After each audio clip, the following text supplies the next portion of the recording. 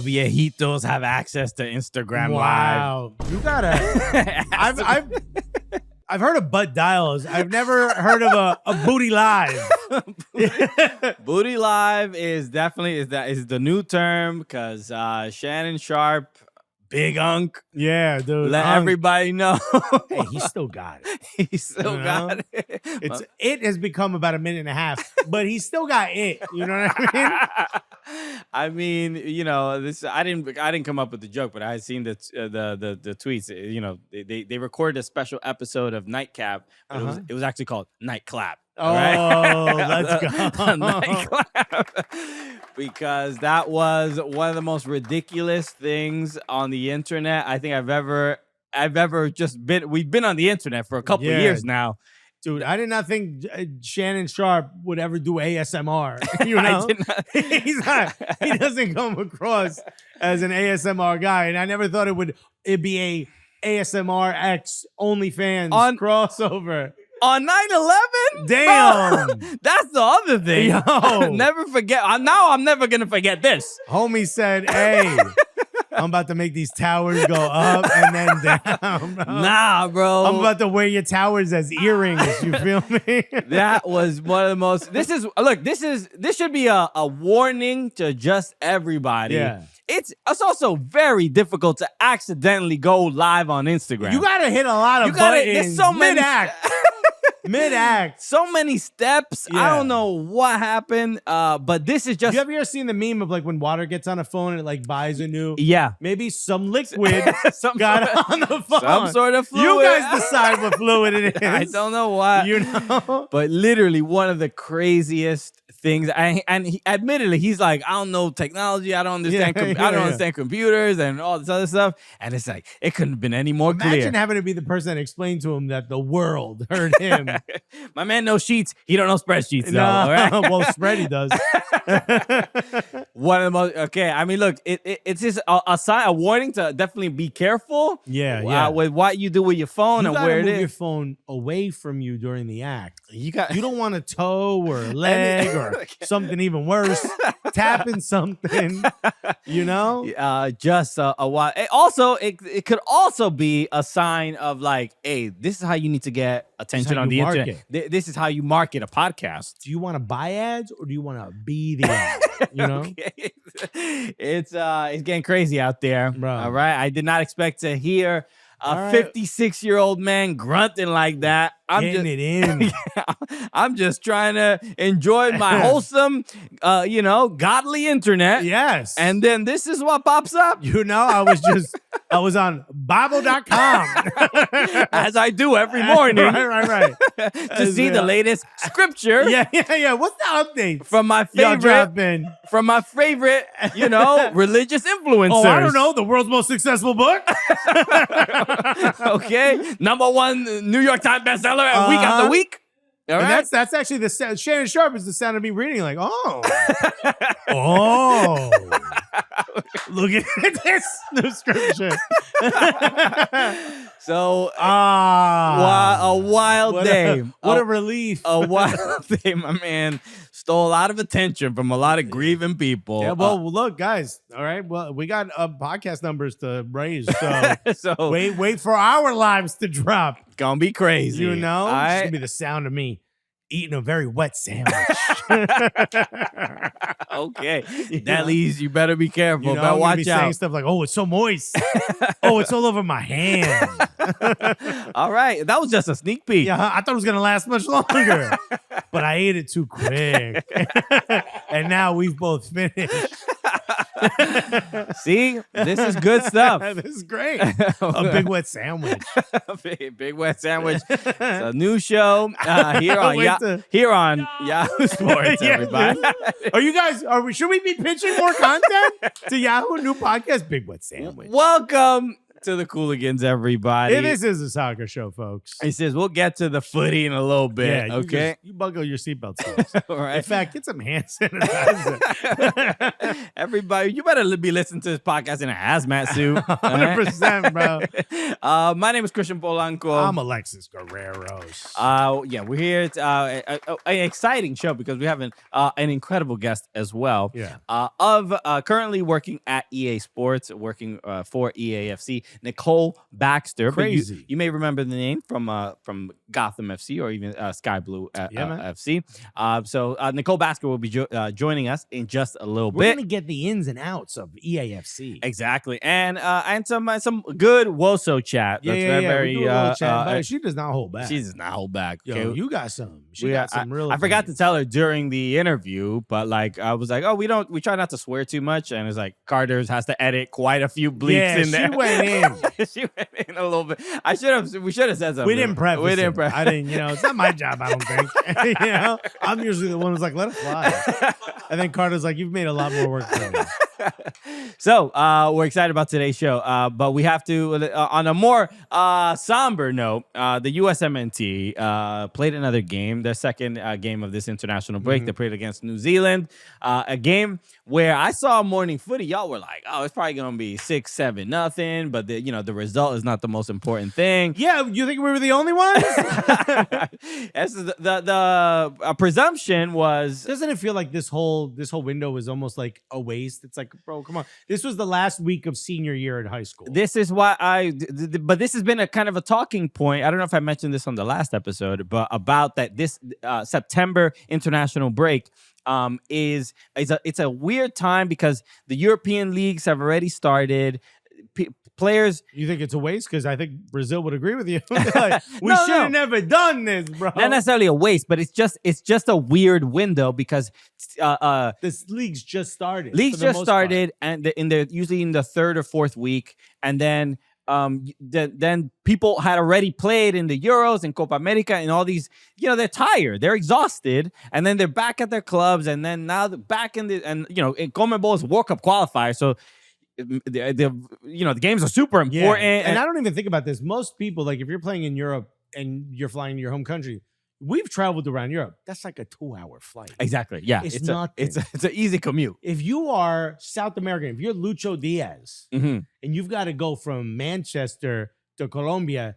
That's about 400-hour flight. Give or take. I mean, depends on the plane. I think maybe the one I took. No, but seriously, what is that? About 20-hour flight? It has to be. I don't think it's 20 because that would. I think it has to be somewhere. I mean, we could just look it up, but yeah, it has to be somewhere. But at least like 15, 16 hours. Yeah. That's crazy on the body. And now you're expecting him to come back and perform at a high level, or even get to Colombia's national team and play at a high level. That's just one example. Brazil, Argentina. Those are two more examples. What I'm saying is, if you're playing in Europe and you're of the South American qualifiers, bro, they're brutal. Without a doubt. It's Pitches are crazy. You're getting two-footed. There's a Bolivian on your back. It's a wild time. We're not even playing Bolivia. Where did this come from? How did this happen? Okay, 11, but Manchester, so that adds maybe another hour. Okay, yeah, 12 hours. Still crazy when you've got guys going, playing for Latvian national team, and it took 30 minutes. You sit next to a goat on the airplane. So, but USMNT, so they end up playing New Zealand, 1-1 draw, and a game where. Oh boy, it feels pointless, and I'm only saying what it looks like most of the players were thinking because they had zero energy for this game. They look better. They look better than against Canada. I hope so. It's New Zealand, bro. the bar is pretty low. It should not be that low. So look, the fact that there still wasn't enough energy. I think the one positive is Marlon Fossey. I thought he was great. My man was. Hey, bro, I was not familiar with your game, my guy. Yeah, I thought he was good. Where does he play? Standard Liège. Okay. Yeah, I thought he was really good. And brought a different kind of look to that right back position. Speaking of look, I haven't seen very many people whose skin tone and hair are the exact same Pantone color code. What are you talking? You know what I'm talking about? Now you don't see it in the photo, but did you see his? I think he got more of a tan. His beard and skin are like the exact same color. I was like, how he got a hairy chin? You know, it's kind of like sometimes Swedish people that have blonde people who do it blonde too. beards and stuff like that. It's like it matches. It's like weirdly camouflaging their face. You know, like little kids who are blonde whose hair matches their skin. You know what they call them? I don't. Towheads. Towheads. Isn't that hilarious? I've never heard that before in my life. I laugh at this in my head so much. A towhead, bro. Okay. All right. Well, we learn something every day. It looks like a big old toe. Well, the outside of towheads, whatever. Overall, I thought first of all, I am not too stressed about the result. Are you stressed by individual performances? Not really. I thought for the most part, outside of look, that ridiculous goal doesn't go in. I think the whole narrative is very different. Also, Ricardo Pepi's goal absolutely should have counted. Yeah, and that was the other thing. That goal should have counted. Marlon Fossey should have gotten an assist. They should have had that. There's no reason why it didn't. But can you give me 2 positives from this game? I thought Aiden Morris played really well. I thought, and seeing Fossey, I thought he was really good. I was just like very surprised. I thought Aiden Morris played well. I wouldn't say really well. I thought he played well. I mean, I think there were some moments he's where the highest rated player. Him and Fossey. Can we really trust this? Yeah, I mean, so he did okay. First of all, here's a piece of evidence why you shouldn't. It doesn't agree with what I'm saying. So should we really trust it? No, but I think Aiden Morris had I would say 90%. Maybe that's a little too high. 70% of what he did out there impressed me. Okay. The other 30, I was like, well, all right, there's some room to grow here. You know, I felt like sometimes he got caught too slowly making a decision. Okay. I mean, where I'm like, all right, because when I look at Aiden Morris, I think to myself, one, I love this guy. I think he's an incredible player. I think he will be a great midfielder for the U.S. and national team. But right now, what he has to try to do is be better than the best midfielder we have. And I don't necessarily think that match or this window showed that he's better. What he showed is he should be continue being part of the conversation. Yeah, this lineup in itself is clearly not the best available players. Bro, who starts 3 9s? 3 9s? Oh yeah. That was this is interesting crazy. Choice. Everyone's in the middle. Like, yo, we're all doing the same job here, man. It wasn't at least, but a lot of people at least wanted 2 strikers. That was the thing that people wanted to see, to have Pepe and Balogun on at the same time. My guy Miggy Vares was like, they want 2. I'm gonna give them 3. Okay. I'm gonna show them. I'm thinking bigger. You know, I'm thinking out the box, but thinking about putting too many people in the box. It wasn't, for the most part. They dominated possession, which we sort of expected. It's just like this didn't even feel like a legitimate lineup. It was just like a very experimental. Also, with the news, the Pochettino news dropping just before it, you were like, all right, can we get this done with then, and can he take over in the second half at least? I kind of just wanted to see good decisions being made by the player. I thought Ricardo Pepi, scoring that goal, which I think still should have counted, but it was just like great.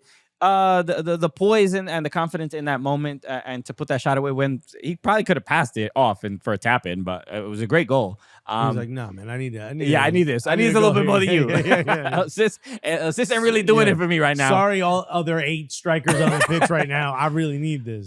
So I saw a few good decisions. Yes, would I have liked to see a more dominant performance? Of course. Would you have even been impressed with a 2-0 win? Let's say the wacky goal doesn't go in, Pepe's goal counts. Would that really have made you think like we're back on track? No, baby? It wouldn't. It's not about it being impressed. It was just the kind of similar. I'm about to play Christian Pulisic's post game comments, and just the defeated the. Hey, any fans of ours are also fans of emo music. Stick around for these Christian Pulisic. Just the I gotta play with these dudes again. You know what I mean? That's what I sort of felt. That's kind of I was just like, this isn't. You're not. It's not giving. You know what I mean? It's not giving. That's all. Y'all weren't serving. Y'all weren't giving. Yeah. Y'all weren't eating. Okay. No. All right. And Shannon Sharp was doing all those things. Okay. We heard it. We heard it. And also, we didn't want to hear it. You know? I feel like that's important to know. So here, look. Let's listen to a little bit of Christian Pulisic after the game. I think just hopefully a culture that is willing to fight, that is willing to take risks, win. I mean, there's a lot of things that need to change, and just in the mentality and the culture of the group. I think we have the quality, but I know hopefully that that's the first thing that he's gonna want to change. This is the sound, the energy, and the tone of a man who's already hired a divorce lawyer and is at his wife's birthday party and has been asked to give a speech. He's like, I don't know, man. The one part, to me, the saddest moment is because obviously the question is basically what do you think Pochettino is going to change, and then the one that he says culture and all this stuff, but then he goes win. I'm like, bro, what? I don't know, man. Kick the ball in the direction of the goal we need to score on. It's like our homie Melissa Ortiz is asking this question. He's just like, why are you even asking me this? Bro, Win. You know. It's just such a. He's like, I don't want to play with none of these rascal players, bro. And look, and this is a thing that has been sort of discussed with you. It's the strange part to me is that he's talking about the culture of the team, but then was also being like, yo, yeah, we got to bring Greg back and all this other stuff. Nah, you could do both. You were presented with new evidence. Okay. You could change your mind. It's like an equation. If you suddenly draw parentheses around something else, the answer changes. You know what I mean? Maybe, but what is it about that? Did anyone think I would make a math joke, an algebra joke on this show? It's the culture of the team. It seemed, especially leading into the World Cup, it felt like we were in a good place with as far as culture. We were post World Cup.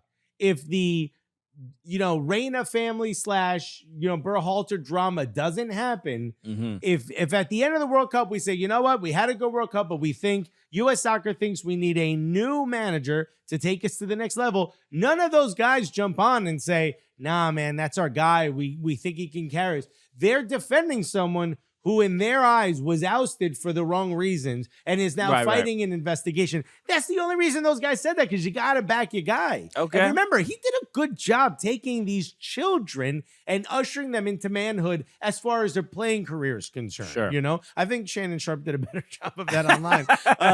But honestly, he took a bunch of kids in the wake of us missing a World Cup. He made sure that they all started playing together and developing themselves as a team, as a unit. That's why you heard all the brotherhood stuff. It's like, yo, we're here to do this for the nation. We're going to get the nation back in the World Cup. They did that. He was the right guy at that moment. You can't say he wasn't. Was there a better guy? Maybe. But he did a good job of getting us to the World Cup. But hold on. Now, all right, yo, you did your thing. We saw what you did in Copa America. This isn't good enough. Now we need someone else. Pochettino walks in. That's a better coach. Even Berhalter would be like, all right. The one thing I would say, or just kind of redirect the conversation a little bit, is culture of teams. The standard is set by coaches for sure, like and what they want to implement.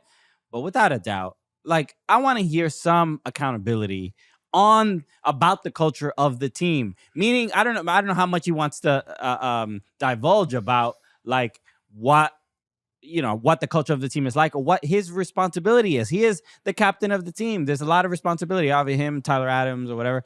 But I look at the players themselves. How are you setting the standard for the culture? How are you Christian Pulisic specifically holding your teammates accountable? Because we hear, Tim Ream was talking to, I think, Taylor Twellman or somebody. I forgot where the interview was.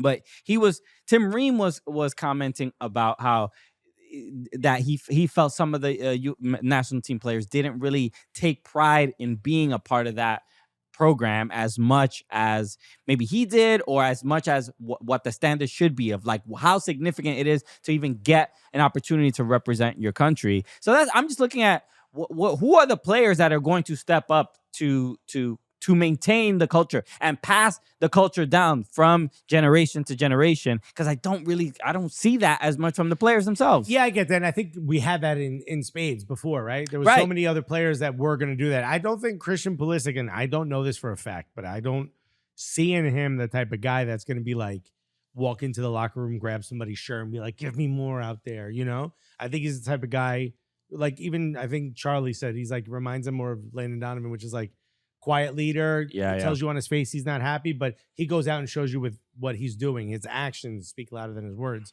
Where maybe you have someone like an Oguchi Onyewu who he walk up to you and be like, "You anymore?" You're like, "You're gonna get all of it." I don't know who told you. You're not gonna tell me twice. Why? Who upset you? Can I go fight them? You know? I'm honestly surprised you told me once. I didn't want it to get to this point, bro. You know what? I quit, bro. I'm gonna go become an accountant, and it's all because of you. We don't have that on this team. We don't have them goons like we had before. And I know the term goons is taking on a new definition, but you get me. Like we don't have that type to walk up to someone and be like, "Nah, man, what you're doing is unacceptable out there." I know it feels to me, I don't know for a fact, but it feels to me, I'd put my money on Christian Pulisic is not that guy. This is the way he does that. Right. He shows you, and I think Tim Ream did it as well. He was like, "Man, we need a change of culture." In a way, saying that to the media is essentially, blowing up the spot of your players, is putting your players on the spot. And he's kind of doing the same thing. And in a way where I'm like, okay, I kind of side with the way he's doing it because maybe he's not that guy, Yeah. I wish Christian Pulisic had a little bit more riz, you know what I mean? Sure. Like we saw him on the Tonight Show and I'm like, it looks like he's pained having to do this. Honestly, give me and Christian 2 weeks with this guy. I mean that. No, I really mean that. Like as like a personality coach? Yes, bro. He will walk out of there fully developed. He will go from a U8 as he is right now in the personality game to a full-blown professional, world-class Ballon d'Or of personality. Cooligans Academy, okay, starlet, bro, Christian Pulisic. Yeah. Bro, I'm telling you, I honestly think 2 weeks with Christian Pulisic would completely change the way at least he approaches media. All right. But I don't think it's going to change the way he approaches the other players. Sure. But I agree with you. There's some type of culture missing. I get the accountability issue. But at some point, Christian's like, bro, the mouse is away, the cat's away, the mice will play. Right. So, and that's kind of what's happening. And he's like, this is unacceptable. And I kind of like that. And so I think, look, the introduction of Pochettino, not only because of, his resume and the type of coach he is, but the I think one of the things that is also a really huge deal is Pochettino's salary. So we found out that he's going to be paid $6 million annually, which is it's from Ken Griffin. Yeah, which is interesting. So there is a it's not just him. Apparently, there's a bunch of other ones, but I think he's the biggest. He's the main one. So it's obviously U.S. Soccer is paying a part of his salary, but then there's also a benefactor, a couple benefactors, okay, aka maybe sugar daddy a little bit. Little Zaddy's gonna be like, hey, I just want you to look cute today. That's all. Hey, why don't you go get your nails done? Okay, you can't just be out here looking like all disheveled. I can't be seen with you looking like this. With your cruddy nails. So it's an interesting thing because I don't know if is this a common thing? Has this been done? Well, Jesse Marsh, remember the 3 MLS coaches? Yeah. MLS is involved in. He's the. What is he? He's the Major League Soccer coach of the Canada Federation. Coach of the national team, Canadian national team. So it's an interesting thing. I don't know. So I was looking up Ken Griffin. He's like a hedge fund. $59 billion in assets. Okay. I mean, and all you can get was $6 million. Like, Jesus. I know, bro. But you don't want to hear the interesting part? So Chelsea owes him a grip of money. A lot more than $6 million. That $6 million is how much of it we're paying. Okay. So he finally got an agreement to walk away from Chelsea. They've terminated his contract. He's gotten that exit agreement, right? Yeah, the exit agreement. U.S. Soccer is covering $6 million of it per year. So in other words, $12 million. U.S. Soccer has agreed to pay $12 million of that. So he's just getting his Chelsea money. He's not getting his Chelsea money plus the U.S. money. Do you get what I'm saying? So Chelsea's paying him $12 million less. Oh, okay. And U.S. Soccer is covering the other $12 million. That was the agreement. If you let him go now, we'll cover. It's like a loan fee. Yeah. We'll cover 10% of his salary. We'll cover this much. U.S. Soccer. I'm not saying the number's 10%. I was using that as an example. U.S. Soccer has agreed to cover $12 million of the money that he's still owed. Oh, that's interesting. All right, pretty genius. Okay. All right, it worked out then. So it's like, all right, you get your exit, but you have to coach the U.S. for 2 years. Yeah. He's like, look, let me just call all kangaroo real quick. We're good. We got it. Kenny G, my guy.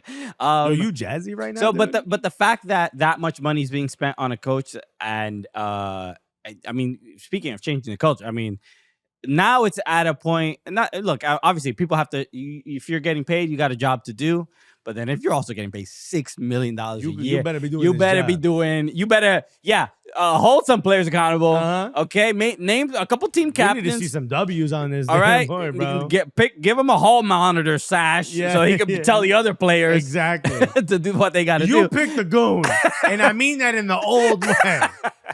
Why is Shannon Sharp calling me? I want to give you my theory. Okay, I'm a little worried. Because I think we would both agree having Mauricio Pochettino now means the next manager has to be of that category, right? Mm-hmm. Of that ilk, from that tier, the S tier of manager, right?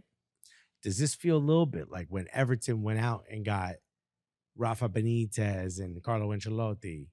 I mean, two equal names, but massive, but big names, like Everton. And we all thought like, oh, that's Everton taking that step up. And as you can see, they ain't Sean Dyche in last place. They did not take that step up. Are you a little worried that it's like we're just flirting with this tier of manager, that this isn't where we are yet? I would say that what needs to happen.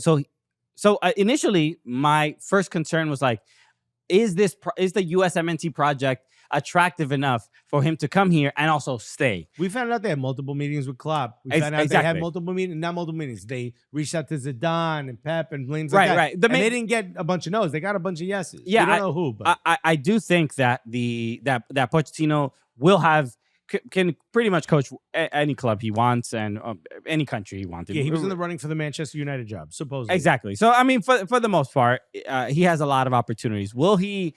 Is the project and the institution in itself going to be exciting enough, and where he gets, the resources that he needs to develop this team? And obviously, he's going to be there for the World Cup, hosting the World Cup, and being one of the host nation.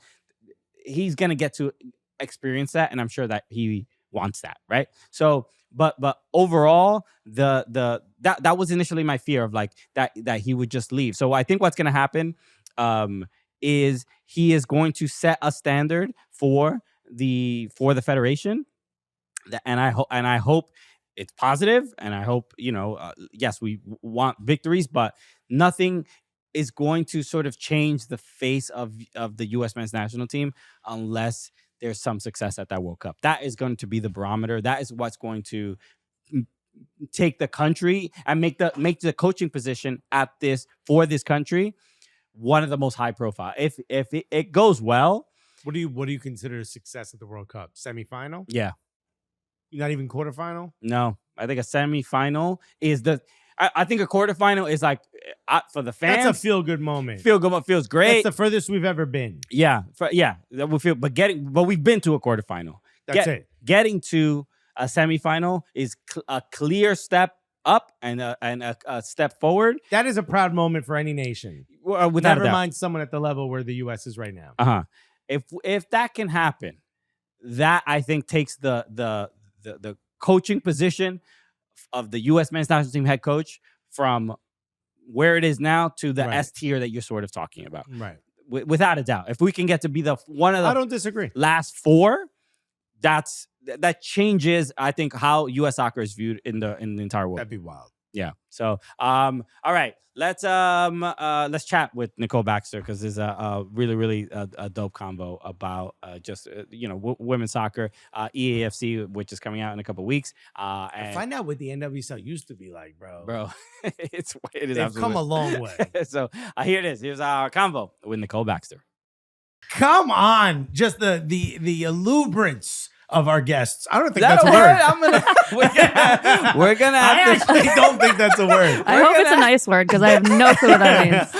It means great. I now define it. We're gonna have to fact check that one. VAR. Your energy level also just went from like 50 to like 150. Yeah, we started. Yeah. It's like go. Before this was like, hello, how are you? Now I'm like, what's up? Absolutely thrilled to have our guest in studio. This time, last time I spoke to her, this was in Cary, North Carolina. And the time I spoke to her was, we were at No One Home. right? When you went with Darian. And No, I've never been to No One Home. So Where you're did we thinking of meet? a different blonde. Where did we meet? There's so many. Actually, I It think might we have been might the EA Sports It event. was the EA Yeah. Sports. Yeah, Look at that. Yo, some lady pretended to be you.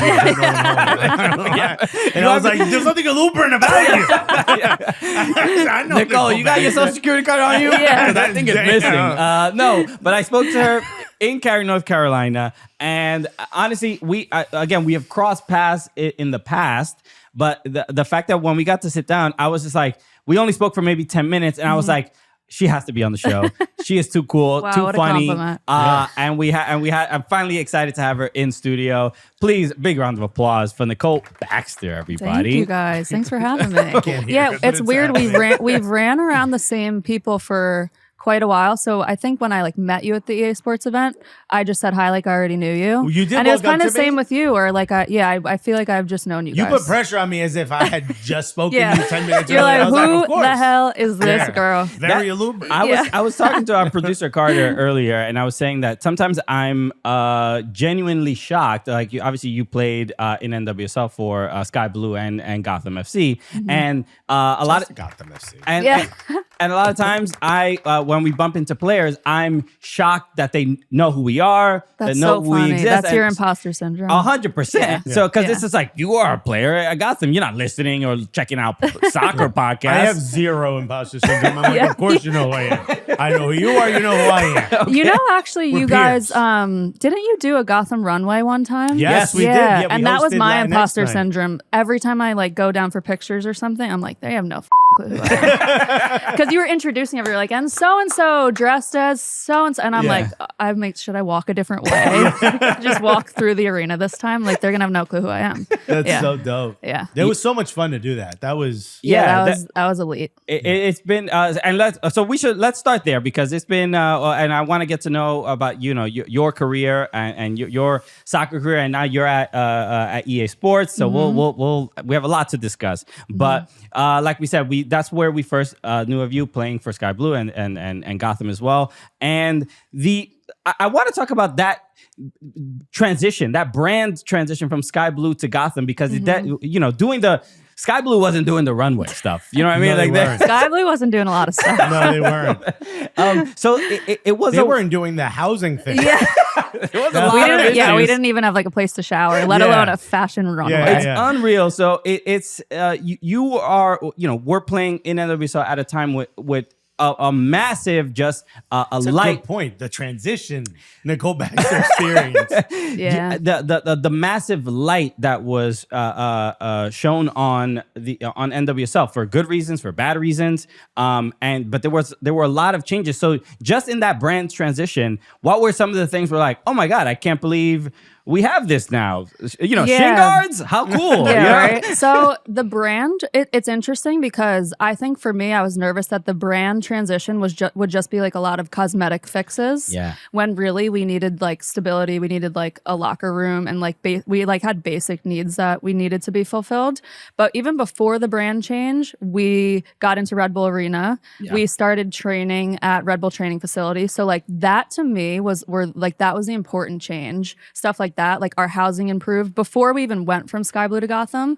And then we had been like hearing about this rebrand for a while, and we're like, okay, I'm sure you're gonna rebrand. And we got like a month into preseason as Sky Blue, like training gear all said Sky Blue. And then one day we got an email from probably like the GM at the time being like, we have an announcement, like we're finally rebranding. And we got this survey of like, we got to like, as players, like vote on some things that we wanted to like see in the rebrand. Like, did we want it to be just New York? Did we want them to drop New Jersey? We got to vote on the name, and Gotham FC was one of the names. Can you reveal one of the other ones? They were very basic. Gotham FC was like the most unique one. The other ones were like New York United, like like that, where it's kind of like, well, Okay. like, do we really go for it with Gotham, or like, let's just play it safe? I think all the players voted to play safe, to be honest. Really? So then we got this like PowerPoint presentation. They're like, okay, big like reveal, Gotham FC. And we were all like, what the f-? None of us voted for this. This ain't got nothing to do with what we say. I mean, I like literally wrote an essay about why New Jersey should be dropped from the name. I wanted it to just be like straight up New York. And like, from Jersey. And you from Jersey? I know. Wow. But like I mean, Red Bulls had Marketing wise, it just made more sense in my head. But like, clearly, I took the survey like too seriously. I really thought I'd have an opinion, and it's like a nobody dark gave it. desk at night. You got the one lamp on. I'm like, okay, so here's my thesis. Just writing it out. If you look at deck 5 that I've attached to this, I was ready to do that. I see your PowerPoint presentation. Now I will deliver my own. Here's my presentation. Funny, you have an announcement. I too have an announcement. So anyway, long story short, the rebrand itself was like fun. Like we got all new gear and all that. But for me, it was the changes that came before like those cosmetic changes came, where like we got a real stadium, like a real training facility. Like that to me was the stuff that we like absolutely needed to really be like a professional Can you club. talk a little bit about what were the conditions like before? Yeah, that's important. Those sure changes can. happened. So we were training at Georgian Court University. We've all heard of that. Yeah, it's a very famous my alma mater. very famous program in like Bumble, New Jersey. Yeah. And we were sharing the like facilities with the college kids. I think they're like a Division III program, and we were training on the turf fields, and we had access to it from the time training started till when it finished. So like no extra work, nothing like that. For anyone listening who maybe is European and doesn't know the landscape, this is a fully professional team in quite possibly the best like, women's league in the world. Yeah, this was like Carly Lloyd was training at Georgian Court University, and then we'd go in for treatment afterwards, and you'd be in there with the college kids. Like they're there for preseason, they're training too. So like they'd be on the field before us, and we'd come on, and then we'd both be in the training room together, and it was just like, what are we doing here? And then on top of that, we just like didn't have the best housing. Like I think there's a lot of like publicity on what it was before that, in terms of like girls were creating curtains with like tissue paper, like with sheets, and like things were falling apart. Right. So the conditions were like, what town was that in? It's one of those like beach towns. Oh, really? Yeah. Not like, and everyone was spread out. It was just like not a professional environment. And I don't think like anyone there was like, wow, this is so much fun. Like everyone was like, what the f are we doing here? I remember there was a draft where players were like, oh, they were like, hell no. Play for Sky Blue. Yeah, like we counted at one point, this was a couple years ago, we counted like the turnover that had happened from like 2016 to like it may have been like 2020 at the time, and there were over 100 players that had like come and went from the club, and like a ton of staff members as well, because players would get there and they'd be like, this is like absurd. And they would ask for a trade, or they would refuse to come. Like a lot of those draft picks were like, I ain't going there. Like some of them literally moved to Sweden to not have to play for Sky Blue. So like I think stuff like that was a huge like wake up call for the club.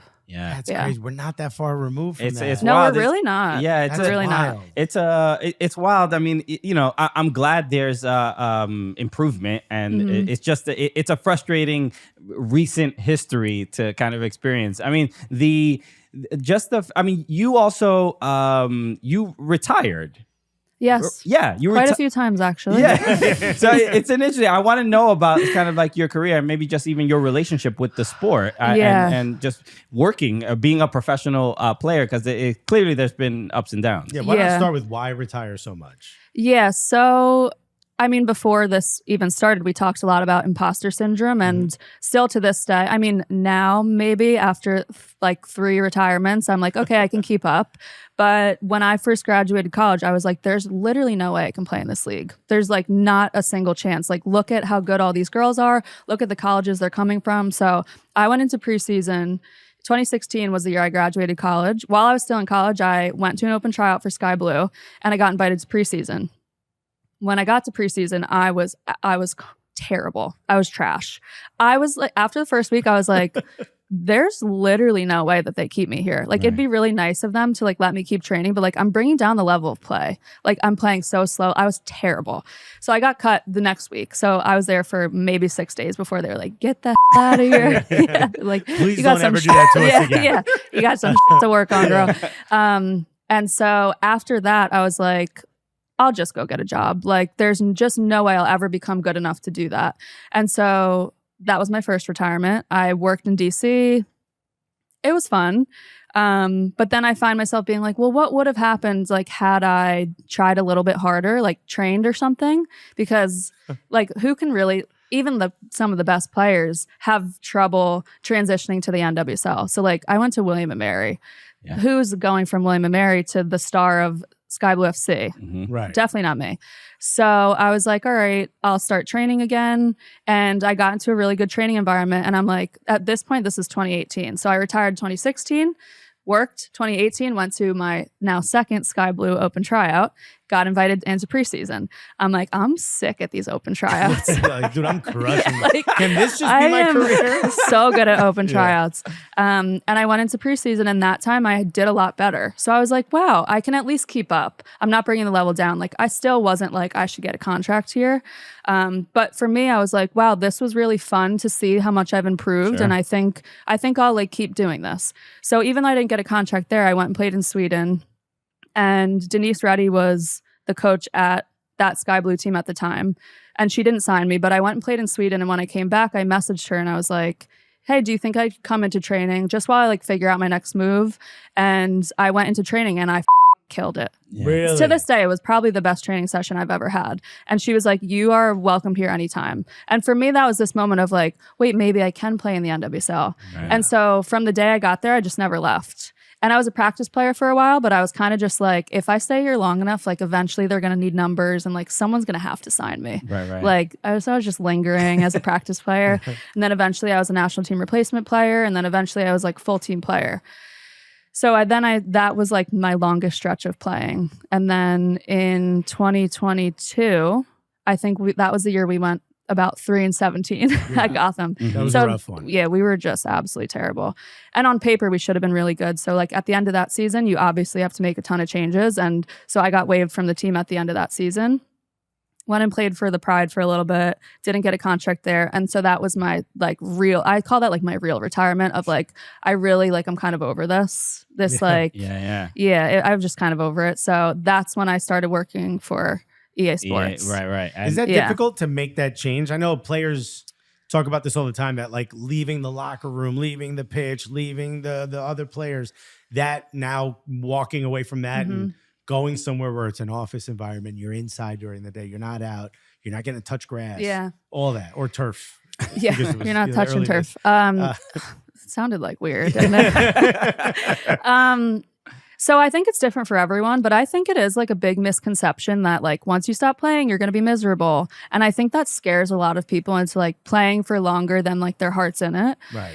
For me, it was the easiest transition because I just like knew that I was done. And I was just like, I put so much into this. I tried so hard and I still barely played, but I got a lot better. And I'm like, I think for me, I was like really satisfied of like, this I think is the best it's going to get for me. And like, I'm happy with how I did this and I'm like so ready to move on. And then when I started working, like I work for a soccer, not a soccer company, but like the team I'm on is all soccer all day.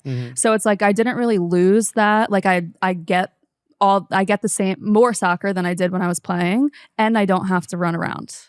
So it was kind amazing. of like, I should have done this you went earlier. From Christian to Alexis is what you did. Like I should have retired years ago at this point. This is so much more fun. How did it feel watching Gotham win the championship? That was tough. And not getting to be a part of that? It was tough. Yeah, I was definitely like, it's so hard because there are a lot of like people on that team that I still love. And I was really happy for them to win the championship, but I was like, like now it looks like they won because they caught me. Yeah. It could have been me. Yeah. I'm like, damn, if they would have just kept, I mean, I wasn't like playing that much anyway. They could have just kept me as undressed and I still would have got a ring. So it was really difficult. And it was just kind of this bittersweet of like, I do still love the club. Like, obviously I played for them during the Summer Cup and I will always like root for them. But then there was this small part of me that was like, but I also kind of hope they fail secretly, quietly. Because you need me. Yeah. Right.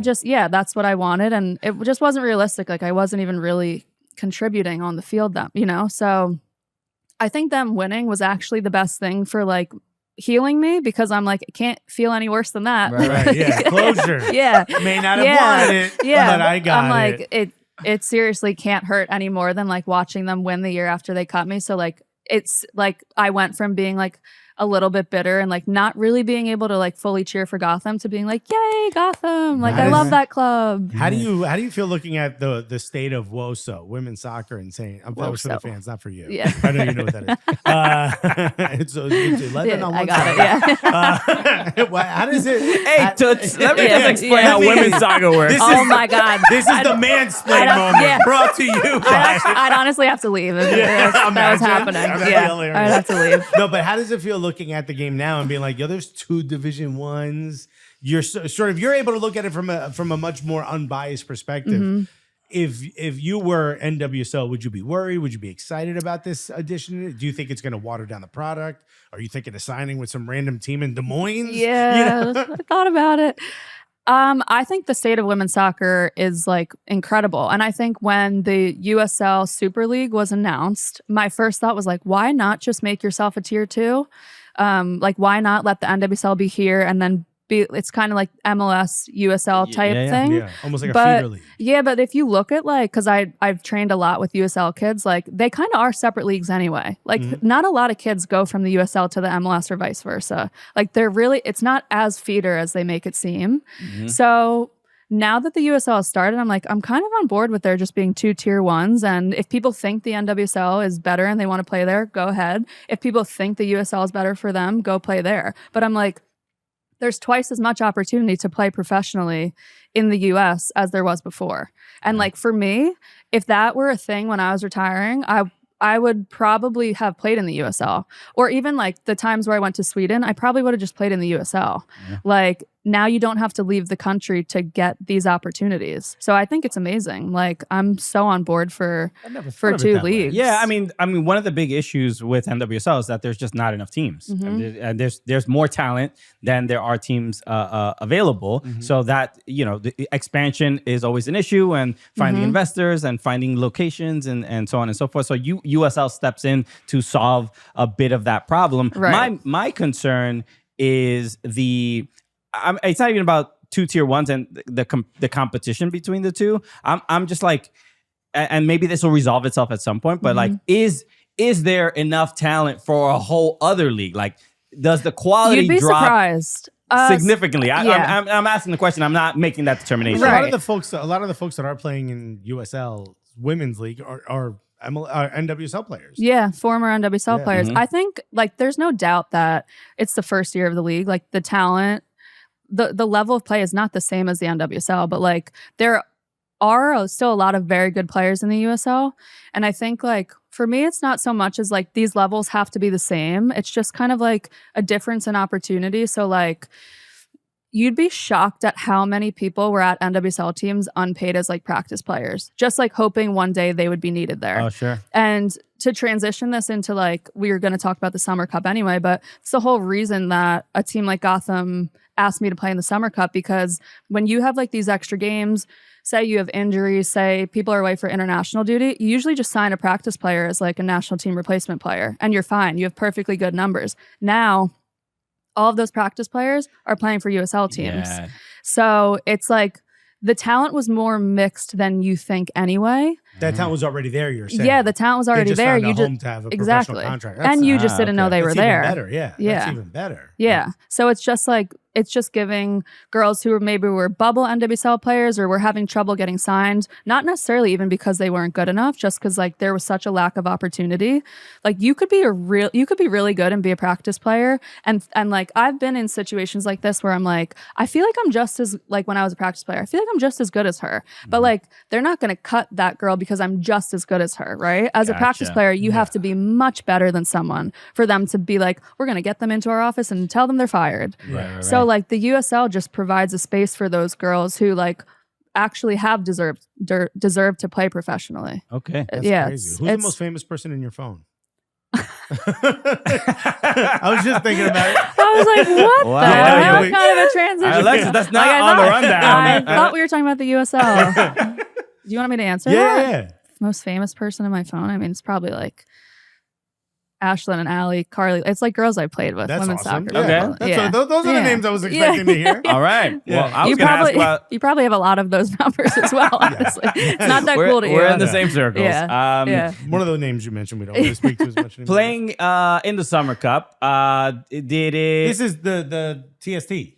No. No. Okay, Summer Cup. Come on, keep No, up. you said when we saw me at the Summer Cup, so I was like, are we No, saying that it differently? the title of it was Yes. Summer Cup. Or Yes, Gotham. You okay. played with Gotham. It's all kind of like blending together, honestly. Yeah. I was very confused before. yeah. I'm like, is she talking about TST? Yes. How did it No. feel just to be playing again? And you know, when you were playing, and because I already knew you worked at EA, I'm like, how do you get the time off to go play like a pro first, again? I Using did all her not. sick days Yeah. right here. Is it a vacation day or I don't how know. does I it didn't work? get the time off. Oh, okay. You're Yeah, doing a so- work from pitch? Is that it? Well, so I work West Coast hours. So my team doesn't start till like 12:30 every day. So I back up, right? I played in TST, and that was the most I had played in since I retired. And mind you, that's 7v7, like small-sided. So I was doing a little bit of running, but like nothing crazy.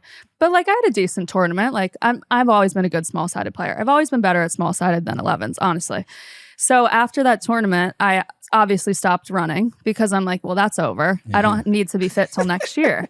And that is when Yael texted me and asked if I'd be interested in being a national team replacement player. And my immediate thought was like, well, first of all, I have a job. And second of all, like, I'm not fit. Like, it would be criminal to play me 11v11 right now. Like, I would die. I would seriously die. And we talked about it. And then I had to talk to work because obviously the NWSL is in the video game. Yeah. So I was like, is this a conflict of interest? Like, Right. Anyway, it ended up working out where I could train in the morning and then I would be done with soccer by the time my 12:30 meeting started.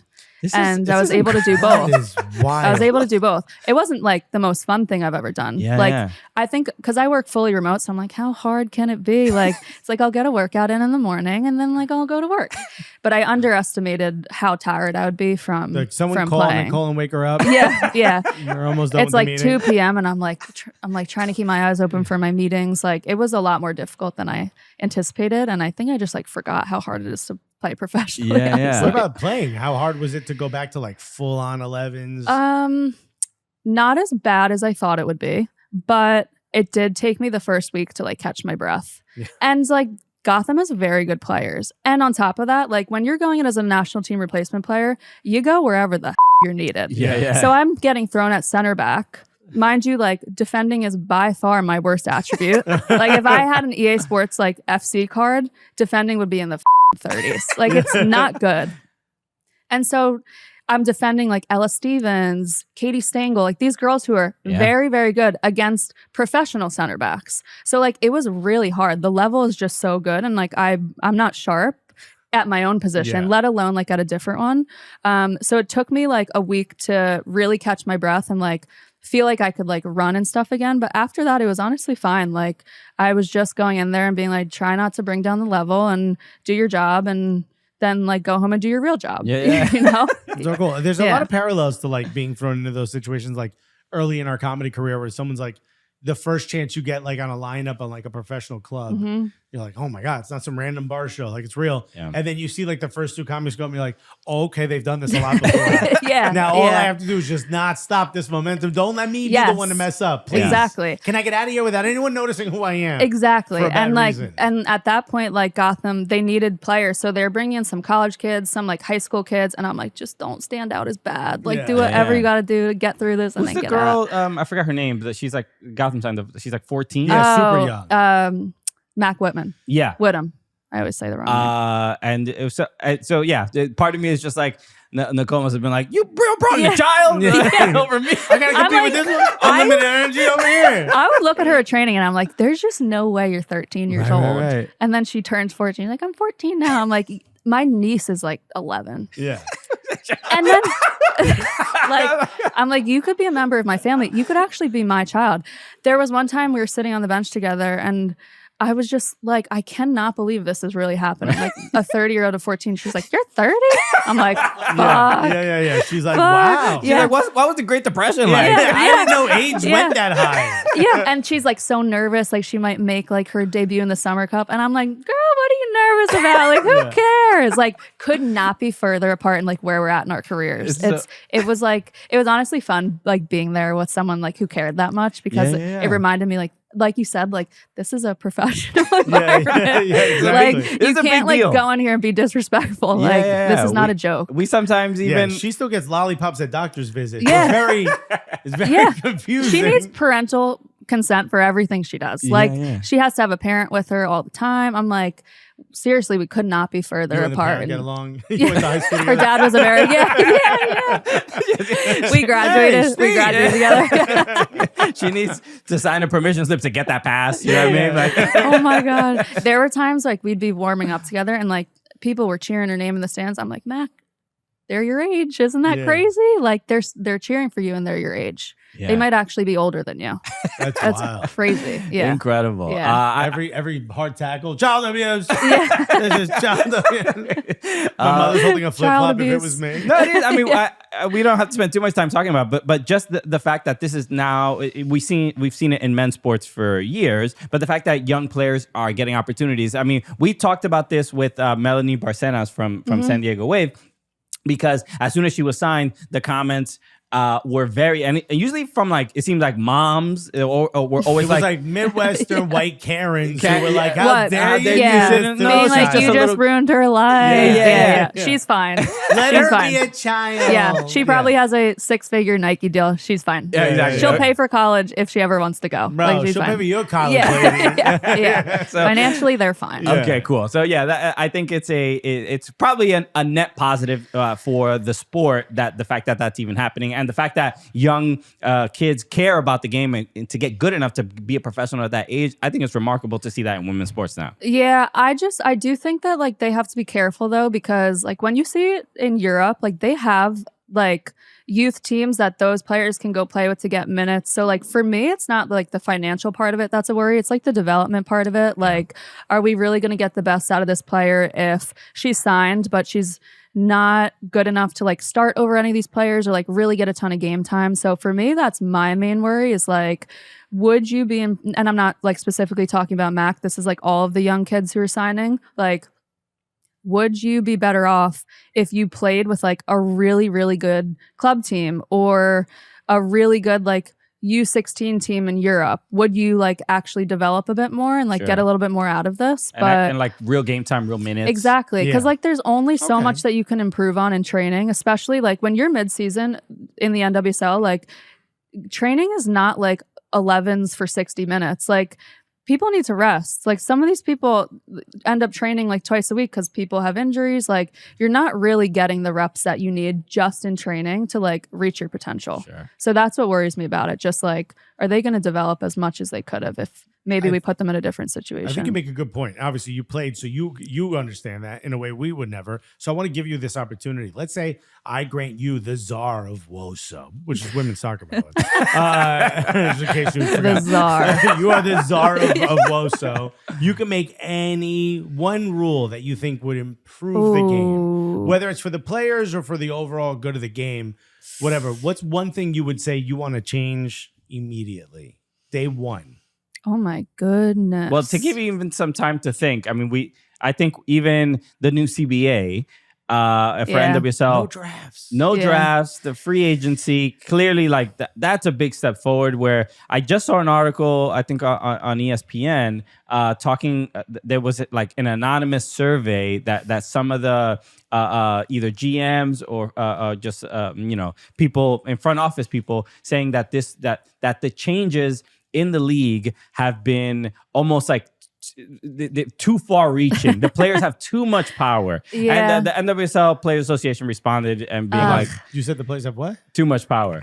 That's how it should be. So you could sort of understand, like, obviously dealing with any union, the organization, if that institution, of course, is going to be like, no, they have way too much power. How do you expect us to pay for our yachts if we're paying a fair wage? Yeah, right. But it seems like minimum wage. that some of the changes that maybe you were even thinking about. I feel like free agency is kind of one of those big ones that seems to give players a lot more autonomy. I think people are so fucking mad about this draft thing. And it's just like, drafts are like so American. Aren't Yeah, they? right, Like right. all sports in this country are like the draft, like woohoo. The players hate it. So it's like, look at like in Europe, you sign with the team that you think is going to be best for your development. And like, why not give players that like autonomy here, even though it's new? So like an article like that is so not surprising. I got so many texts, people who don't even watch the NWSL suddenly care that there's no college draft. Yeah. I'm like, you don't give a shit about this league. You've never watched a game, but suddenly it's like so un-American to not have a draft. Right. Who Like- are you friends with that is texting you that doesn't care about the sport, no, but is also you mad would- that players have autonomy? Yeah, you'd be shocked. You'd be absolutely shocked. People just grab onto headlines and they're like, no draft. Like, what do you think about that? I'm like, I even waste But my what energy about texting the you back? owners? Yeah. They're not gonna have. Yeah. How are you gonna make the billionaires happy? Like, come on. But people are so caught up on it. And I'm just like, now you're going to have to fact check me on this, but We don't you do that look on this show. amazing. Perfect. So I'll just lie. So if you look at like everyone that's been drafted since the start of the NWSL, I would bet you that a very small percentage of those players are still at the team that they were drafted to. And I would bet you that they weren't on that team for very long. Because when you get drafted, like you're put into an environment you didn't ask to be in. So like maybe you know you're going to struggle under this coach and this system, but they draft you. It's just like it doesn't help the players when they're drafted to a team that they didn't ask to be on. They don't have any communication with you on the draft, like I wasn't drafted, Spirit, so let's say. I wasn't drafted. You so wasn't the player. Wouldn't know. No, I do. There are like phone calls that happen. And you can't be but, like, I'm not really feeling your system. Doc. Oh, I've heard many stories where players are honest about like, I don't know if I'd want to play at that club, and they get drafted there anyway. Yeah. So like, yeah, I A think spike draft. She'll I'm come, all Yeah. she'll come around. Yeah, exactly. And she's You know like, what? She I'll go doesn't to wanna be here. Sweden. We'll make her Yeah, here. yeah. Because if you're that good, clubs are like, we'll make it work. Yeah. It'll be fine. And then the player's like, I'm going to go to Sweden instead, you know? Or like players get drafted and then they demand a trade. So it's like, why not just avoid all of that and let the Yeah. players sign for who they want to Yeah, sign this, for? I mean, Mia Official is kind of one of the names Yeah. that comes to mind. She was like, this is not the situation I want to be in. And ended up going to Tigres, and now she's at Chelsea. And, she Right. obviously is injured now, Yeah. but clearly it was a Worked better out. move. Right. It worked out for her. Right. But a player like that too, like she had a lot of hype. So like she was able to get an opportunity at a club like Tigres and then Chelsea. Like there are a lot of girls who get drafted who like maybe Tigres don't want or like Chelsea doesn't want, and they are just stuck there. Yeah. So it's like, whatever. Like let them sign with who they want to No, sign I for. think it's So a you go to monumental. Brooklyn FC now. Yeah, yeah, yeah. options. But that's another thing, like with the USL being a thing, like if people want to sign for those teams too, now they have like the full freedom of not like having to enter the NWSL draft and like seeing what happens. Like Right. that's also a thing where you sign up for the draft and then you're like, please, please, please, please call my name. Yeah, like you have control over even where you want to live. Yeah, And yeah. a lot of things like that. and the timing of when you sign for a team. And I just think it's like, it'll be better for the players. Okay. Yeah. I want to ask, do you think, and I still want the czar answer, but do you think it would benefit NWSL, women's soccer in America, if NWSL and USL agreed to have promotion and relegation between both leagues? Oh, I would love that. I would really love that, honestly, because I mean, I've been on a last place team, and I think there's something to be said for like we still have something to play for. Yeah. And I think again, the headlines with that would be absolutely crazy. If women's soccer were the first to do it in America, it would be huge. No? I'm hoping Emma Hayes does something with that. Okay. I'm hoping she has like some say in this. Like, I feel like a national team coach has to be able to talk to the NWSL and get that going. I'm a huge fan of promotion relegation. All right. I mean, like, I'm so for it. Nicole Are you Baxter. against it? No, I'm all No, for no, it. we're Yeah, all for it. I'm good. I I think- also think it would be massive if the women's side did it first. Yeah. It would be huge. The marketing opportunity alone would be absolutely massive. Just every American sports channel that isn't Golazo Network Yeah. that would have to explain what this means, what's this change, and then they'd be doing, what if this happened in the NBA? It was like Oh all the my gosh, conversation would yeah. always be Yeah. about women's Yeah, soccer that's so true. for an entire I think summer. even So removing the draft kind of already started that. Yeah. It did, because but it was like a blip. Promotion relegation. Promotion relegation was- and then Yeah. at the end of the season, you talk about it. At the beginning of next season, you talk about it. It's a constant conversation piece for women's soccer across all major news outlets in America. But the thing is, to do that, I think there would have to be a tier 1 and tier 2. Yeah. I don't know if the USL would ever do that. Like, imagine being on Brooklyn and being like, well, if we win the league, we're going to be in the NWSL next year. But maybe some of those girls don't want to be in the NWSL. So like we would have to like sort that out, I think. Okay. Because obviously like if you look at like the Don't go WSL back in on your own England, thing, you know? Like we were all just there bored, are you some know? kinks we have to sort out, but I'm all for it And if we can get those kink shame on sorted. this show, Yeah. You know what I mean? There you go. Shouts to all the pro rel freaks. You trying to match my pro rel freak? I don't know who's going to Hey, be listen, watching you this. could go up, I could go down. You feel me? Okay, all right. We all saw the Shannon Sharp video. Yeah. Oh, Jesus. 1 minute, 26 seconds. Damn, huh? Okay, so we all watched it. Okay, we're all adults here. All I right. got sneezes last longer, dude. Anyway, so I want to talk about Anything else? EAFC. Wait, did you get your Less. Czar answer No, yet? I have literally no clue how to answer that. Okay. The one rule change I you would would've make. Like, what's one change you would have made during your playing career that you think would make it better? You for can't them? have unpaid practice players. Hey, All right, there I we love it. go. That Love would be it. Yeah. I think like at the very least, they need a stipend for every day that they're there. Facts. Yeah. Okay, that You makes put on boots, you get money. Yeah. All like right. the team needs you. Like pay them, you know? Yeah. Yeah. That'll change with the USL now, but that's the rule I'm making. You cannot have a player at training who is not at least paid on the day. That's what I think. Yeah, I mean that's simple labor things. You know what I mean? Yeah, Like, yeah, that should yeah. happen. EAFC 25 is dropping. I think it's the 27th is the official release date. Should we ask the most important question, the one that's on everyone's mind? When are the Cooligans getting into the EAFC? I mean, who do we got to talk to? They actually just did a contract with what's his name? Fabrizio Fabrizio Romano. Romano. So he's in the game now. I think maybe it's just career mode, but his name He's doing pops Here up We for like Go. transfers and stuff. Yeah. Wow. So Okay, I mean, look, I'll see what I can do. I with mean, the we know Cooligans. Fabrizio. Does that help us? he follows us. Yeah. He rated Just us on ask him to Twitch start once. tagging you like a ton. Yeah. So, I mean, this wasn't necessarily going to be our pitch to try to get into the Hey, game. listen, sometimes you show I just opportunities. look. It's present just themselves. Yeah. all I'm saying is that our friend Troops was on the Volta mode. Really? Yeah, a he couple was- years ago, he was like the MC DM before for I the worked London. there. for the game. So I'm just saying. I mean, if there's ever an opportunity, Listen. If you do like a Brooklyn Street game, I need to get promoted so heavily for me to ever have a say in this. more promotion relegation. But talk, you- I love it.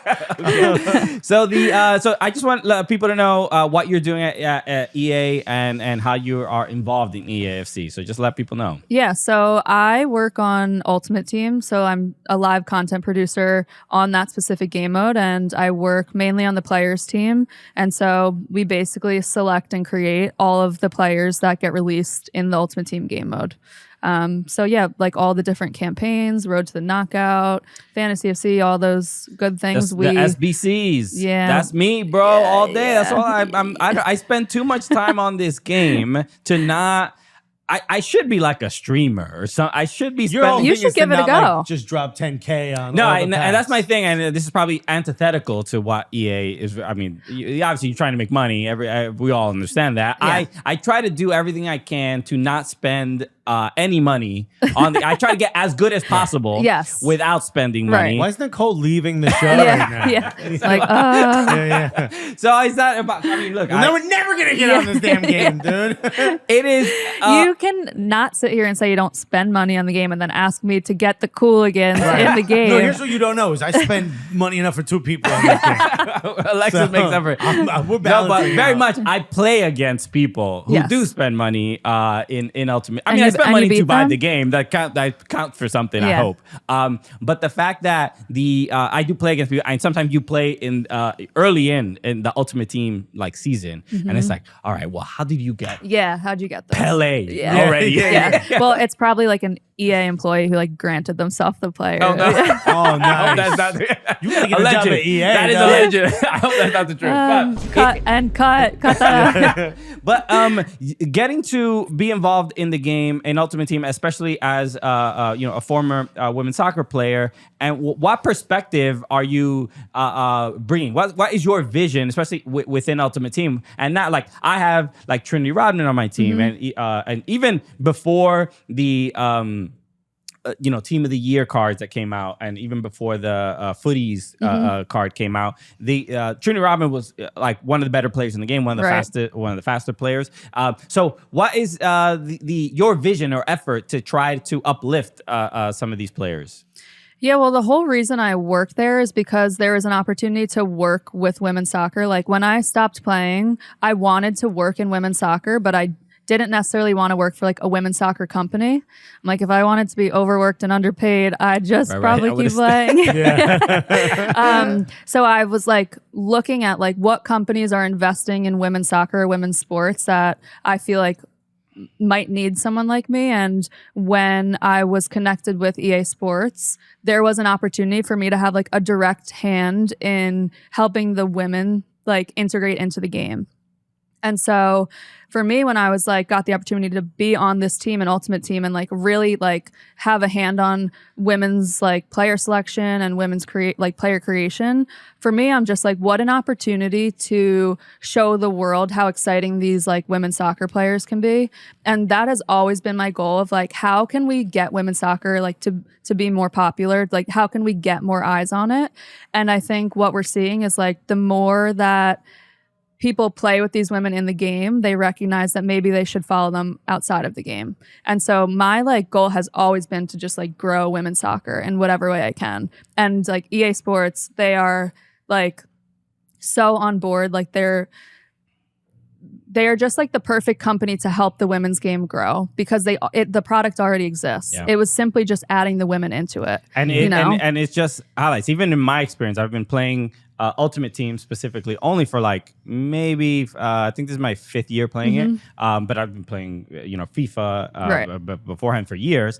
But the drastic impact and influence of just like you open a pack and women's players are popping up. Or just imagine the enjoyment. Every male player that's ever played in MLS, good or bad, has been able to turn on the game and play as themselves. Yeah. Right. And now NWSL players get that opportunity. That's huge. And even like for just like regular fans, like I grew up playing FIFA, never really Ultimate Team, but I grew up playing FIFA. I'd always play with Chelsea, and I became like a huge Didier Drogba fan. I had literally never seen the man play in real life, and I was a huge fan. So like now people can do that with female players, and I like that. To me is so cool to think like there are little kids playing with Gotham FC and being like, whoa, now I'm a huge fan of Rose Lavelle or Delaney Sheehan or like whoever it is. That to me is like the coolest thing. Sure. I mean, look, and just, sometimes I play Ultimate Team, and this happened a couple times because my team name is Cooligans FC. And then occasionally I'll smack somebody up. That's a little dangerous to put like your, your like it was company just name. A social security number. They decided to change Sophia Smith, hat trick, and then somebody's like, hey, are you actually one of the Cooligans? I'm like, yeah. No. You're like, no. No, dude. The whole game, you're like, fuck you. Find me. You know where I'm at. Listen to the show. I'm going to talk about how I cooked you today. But no, it has been a really, really dope addition. Just because, again, I think, just like you said, like the more people play EAFC than probably watch soccer, right? So 100%. This is how they're introduced to a lot of players.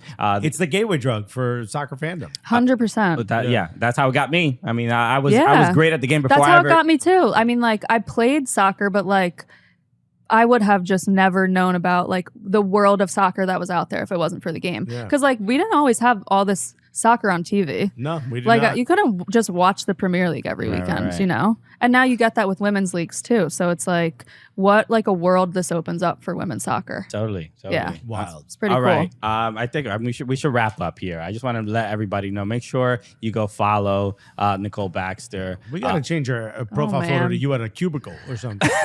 It is really misleading, isn't it? That's why it's there. But no, Nicole Baxter 12 on IG. Zoom out of my followers. But no, this is it's so cool. Thank you so much for coming thanks through for having me, guys. and letting us know everything that you're working on and everything that you're doing. I mean, this is we'll probably I'm sure we'll cross paths a bunch of EAFC coming out on the 27th. Yeah, I gotta buy the Ultimate Edition and do the whole thing. You could also get it on pre-release, and you get the extra week of Ultimate Team. Exactly. Do you have like a code we should give out? Well, do you get a little bump or something? A little bonus? Nope.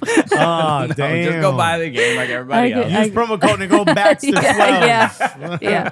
To get no 0% discount whatsoever. To confuse the server. But Nicole Baxter, thank you so much for joining us. You're welcome back anytime. This is super, thanks super for having cool. me, guys. That was fun. The best. Thanks for the claps. Of course, it's our audience. Yes. Shout out to Nicole Baxter. Thank you so Amazing. much for coming What through. a great interview. Cool person, bro. Great person. That's what I'm saying. I said when I saw her, when we chatted at TST, I was like, yo, you need to be on more podcasts. You need to be on a regular like platform because it's a great personality. And also, as you saw, unfiltered. Yeah. Very much so. Kept it a A buck. lot of beeps. A lot of bleeps in this episode. She's one of those people that like what I love about her is like you ask her any question, you see that there's no like how should I answer this? She just goes right into it like we're all hanging out at a bar. It's so awesome. She's the best. All right. So shout out to Nicole. All right. We have we're gonna wrap up with some Rápido reactions. Rápido So reactions. let producer Carter take it away. What do we got today? All right, so we've got 7 things today. We're going to start off with the North London Derby preview. Arsenal versus Tottenham. Give us your thoughts. This would be great if Arsenal wasn't also a triage center right now. Who's gonna make it? Yeah, all right? yeah, Nobody's available. I just saw the news that Arteta was signing a contract extension. I thought he got injured when I saw his photo. I'm like, yo, how did he get injured? No, it takes a little bit of the fun of this North London derby that both teams are not at their like full squad, especially full a capacity. player like Odegaard, which I think honestly everyone just loves watching anyway. Yeah, one of my favorite players. Yeah. Did you see the injury? You saw how he rolled down. But hey, it's not fractured. Exactly. So that's nice. So That's good news. So they say he's going to miss about 3 weeks, but no Declan Rice because of the suspension. Calafiori's out. Mikel Marino's still injured. He's going to be out for a while. It's tough, but hopefully Wanyeri starts. Get the kids out here, But bro. good thing Arsenal sold all their players that could have stepped up in that position. We didn't need them. You feel me? So this is where I was telling this to Carter. I think this is if Arsenal don't get a victory here, I think Man City win the league. I think the league that's it. I think it's over. It's too soon, bro. I don't know. No, we got like 115 charges left before the end of the season. Now the lawyer. See if Lawyer FC can defeat Manchester City. No, I need to make sure that the FA's lawyers don't get any injuries on the way to that court trial on Monday. You feel me? So yeah, I'm a little less excited, but you know, it is Tottenham. I mean, this is your club, Carter. I don't know. It's still even a weakened Arsenal. Still feel like they should probably. They should look. This is why you go out and get the players that you've purchased is to be able to win these games. So go out and win it. All right. Best of luck to both clubs. All right, next here we got Colombia defeating Argentina in a World Cup qualifier. Bro, this is an important result and clearly revenge from the Copa America, final. So if you don't remember the Copa America, obviously Argentina beats Colombia. Mm-hmm. You know the last time Colombia lost? When? What? It was to Argentina in February 1st, 2022. Look at that. Bro, Colombia went on an epic run. So to beat them again shows you like, hey, it's not what you thought it was in that Copa America, bro. Yeah, so a big victory. I think it's a World Cup qualifier. Obviously, it's interesting. Colombia these last few, these last 2 years have been. They missed the last World Cup. There was just so much disappointment and. The fact that they've turned things around to this degree of just like going on these unbeaten streaks, and even I still think they probably should have won Copa America. It's just like, but it is what it is. You know what? I mean, I think a lot of people say it's James, right? Mm-hmm. James has been the glue to keep the team together. Coming back, yeah. He's got him balling. I actually think it was what? Hold on, what is it? Like enciende radio, prende la tele. Oh yeah. Bro, that is that not the most banging joint? That's the most banging pep rally joint. I've said this. We need this kind of culture for the USMNT. We need songs. We need people rallying, making dope tracks. But here's the thing: like all of Colombia could be like, yes, reggaeton. There's not one music that would get all of America. That's the problem. Like, going. can we get a country song to just no, be about? I don't want to hear that. So but congrats to Colombia. Turn on the radio. Turn on your television. It's not the same. Let's go. All right, next here we got Memphis Depay signing with Corinthians. This is so crazy. It's Corinthians, by the way. Mm-hmm. Let's give them the respect they deserve for pronouncing it in a way you would have never expected. Shouts to the Portuguese. My main And obviously the Brazilians for speaking Portuguese. Portuguese is the language. Goddamn. My main concern here is Memphis Depay going to Brazil, living in Sao Paulo. You know what he's gonna do. He is gonna have the sickest rap videos of all time. This is gonna be ridiculous, This is bro. gonna be epic, bro. Memphis playing in Brazil is there's no way he's not gonna get into some trouble. The vibes are gonna be insane, dude. Okay, this is gonna be like, you know, we worry about Shannon Sharp going on IG Live, Bro. Memphis, bro. He might get himself a fake Paraguayan passport. Just like really feel the vibes, you know? Just do things as the people do, as the Romans You know, when do. in Rome, right? Yo, you in Brazil. No, then this is an Are his shoes covered in this photo on purpose? Maybe he has like boots that aren't available yet or something like that. I don't know. Weird, man. He doesn't drop feet pics. He didn't have to blur it out. No, this is a move that is obviously, it feels a little bit confusing because clearly he must have had opportunities in Europe. The Ronald Koeman talking about making the comparison about Steven Bergwijn and saying like, oh, he plays in Saudi. He must not done. He's done. But Steven Bergwijn's 26. How old is Memphis Depay? 30, 31? Right, but Depay's not out of the picture in the national team, so I don't know. Bro, I don't know. I guess Brazil's not as bad, quote unquote, as Saudi or whatever. But all right, what's up next? All right, next year we got John Textor saying that the probability for him to buy Everton is over 90%. Cook, baby, cook. 90. I need it to be 100, John Textor. And even then, you won't believe it. No, I think he's doing. So John Textor, obviously the owner of Crystal Palace, he's trying to buy Everton. But he was trying to sell his stake in Crystal Palace. Exactly, yeah. So, but he's an American owner. Seems like a good dude. He owns Botafogo as well. owns Lyon. Botafogo. He is doing, I think, the right things in the media of just like, yo, I've done all I can do. He's being transparent. He's saying like, I've spoken to Farhad. He calls him by his first name. He's just like, hey, look, I'm talking to him. So I think he's trying. Everton just put out a statement today being like, hey, you know, the comments are John Textor's personal perspectives. We're still trying to figure out, we're focusing on the next match and blah, blah, blah. Right. Textor, the one thing that he does do that I got to give him credit, because we've never really seen Farhad Mashiri do this at all, he just brings some optimism and care to the club. He's a real American personality. He's saying trait. all the right things. He's like, I'm just a custodian of the club. I'm not here to take over. Right. I'm just like, okay. You know, his like grand plan is the multi-club ownership model. He like truly believes in that. Okay, so he might be an evil, sinister man, Yeah, but yeah. get us out of this. But the way he's talking to us, man. Okay, I'm believing it. It Yeah. makes me feel good. Dude, are you confident that this is the right move for Everton? Yes, any move is the right move. but you know, there were the 777 partners, the Miami, I don't know, crypto guys or whatever. Yeah, that got a lot of debt. Yeah, that felt like, all right, at least somebody wants us. But it's like, oh, but who is this? Who are we going to next? But Textor does feel like he has a philosophy. And he even said, he was like, I just want to buy the team before the winter transfer window. I'm like, oh, yes, John. Yeah. Okay. Fine, take my money. So, all right, what's next?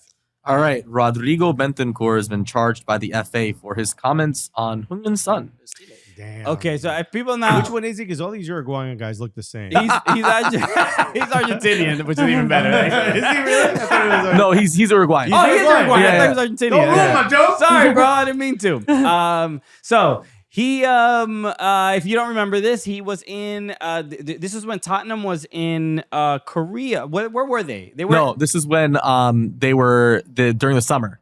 In the summer, and Bentancur was playing for Uruguay for Copa Yes. America. Okay. Yep. And he did an interview, and they were talking about Tottenham. They were talking about, I believe, Son, and he came up with a conversation, and he said something along the lines of like, They said like give this shirt to Son or whatever, and he said which one is he? They all yeah, look the they same. also look the Essentially, same. that was like paraphrasing. Yeah. And okay, and You gotta get charged for that. it became it was a huge deal. It was a huge problem. And then, but Son like they spoke to each other, and he said that he was trying to make a joke, and Son like had you could tell that like he was comfortable saying that because it felt like maybe he gets along with Son, he can make that joke. Yeah. But not in the media. That's something that's the group chat joke. It's you can't. Yeah. I mean, there's no other. I mean, it's a bad joke. That's not like unless it's something Son and him have that they've joked. But you don't do that. That could offend a lot of other people. Exactly. It's just such a stupid thing to say. And also, you can't say like, "Yo, Son apologized, so it's all good." That don't matter because then the next time there's a racist thing, you could just put pressure on the victim to be like, "Well, no, I've okayed it, so now you don't get in trouble." That's crap. You got to get punished. I will say though, 6 to 12 is a lot more than they give. That's Ivan Toney numbers. I know, right, bro? I'm like, bro, you don't do this for other racist stuff. Yeah, I don't know what the look. It's hard to keep this energy, is what I'm saying. Yeah, I'm not saying you take away. I'm saying keep this energy. They're trying to set a tone. I get it. I mean, it's just more mad at him. It's just so stupid, so dumb. It's just so dumb. What? Yeah, man. Not everyone's a comedian. Anything else? Last one. Man City's trial for their 115 charges start Monday. How will this affect them in the season? Maybe they're deducted enough points from the last 2 seasons that Arsenal have now won 2 titles. Is that possible? Retroactive. This is going to be so all the details about it. It starts on Monday. They said the trial itself is going to take about 2 months. It's going to be in private. We are not really going to hear too many details about it. The decision of this case will be determined in the spring of 2025. There's going to be a tremendous legal battle. I don't think what we want sort of to. I don't even know about want to happen. There will be a result. There will be a consequence. That's not going to be the final result because City's just going to be like, watch what we can do. It's going to be a little bit, the Rodrigo Bentancur punishment is going to be a little bit more severe than I think what City's going to face. I also get the irony of me wearing what I'm wearing right now and talking about this. We are both season ticket holders to New York City FC. Let's put that out there. So obviously we hope New York City FC isn't punished in any way, shape, or form. They had nothing to do with this.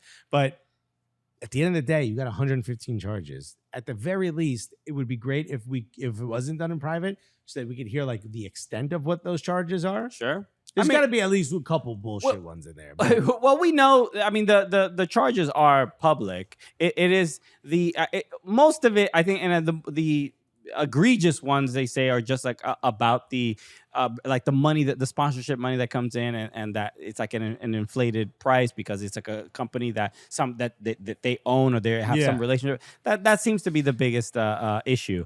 But for the most part, I just think it's going to be a fairly boring journey throughout this whole thing. Do you think Everton will have been deducted more points than City will?